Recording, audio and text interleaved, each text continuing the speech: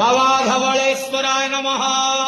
दीपं यदि परं ब्रह्म दीपं यदि जनार्दनः दीपहरत मे पापो पूजादीप नमस्तुते। आहे धवळेश्वर महाप्रभु संसार सुखी रख।